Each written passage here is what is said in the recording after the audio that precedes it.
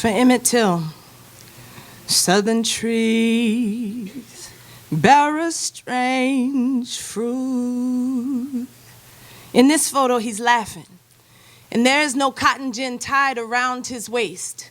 He's not stretched into swollen limbs. His eyes are still hazel and recognizable. Two neat white rows of perfect teeth sit totem-like in his mouth, and the world did not know him because he had not been murdered yet.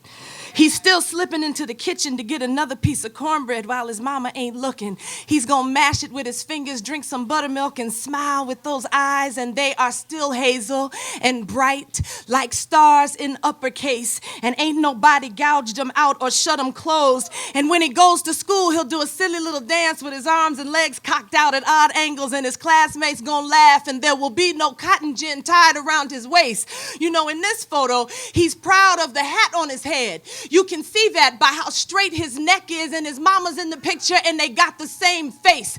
And his head is high and perfect, and ain't no bullet in it. And it will be months before there is one. And in those months, he is his mother's child, the smug and overfed man-child all Southern ladies love to cook for, because he licks the plate clean, and ain't no men dressed like midnight with sunless, unlaughing eyes snatching him out the door, changing everything when neither he or his mama asked to be anything other than laughing in the kitchen with the greens still simmering in the pot.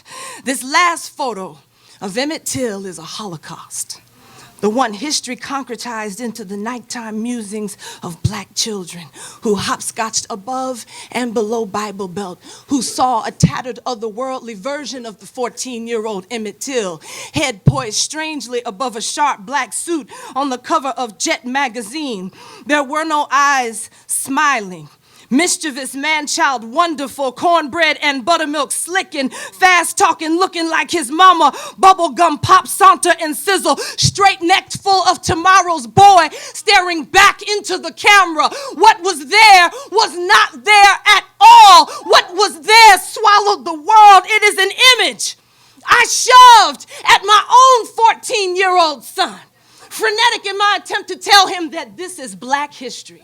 I need him to know if he's not careful, not brave, not the sum total of all our unlit courage, if he relegates these stories to cliff notes, well, he bleeds out and dies in the epilogue. So I need you to know, Salih, my arms are never going to be wide enough to cover sins like these. That your head held so high is still a cautionary tale, but go on and do it anyway, son.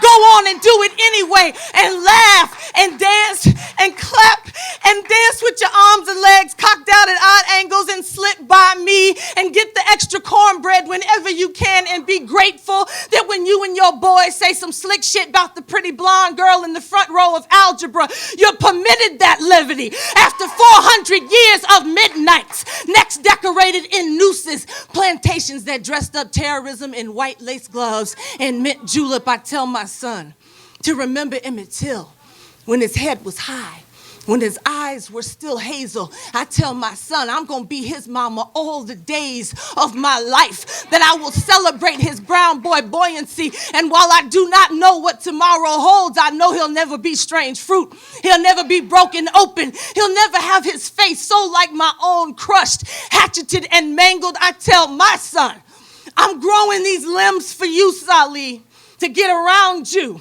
and surround you.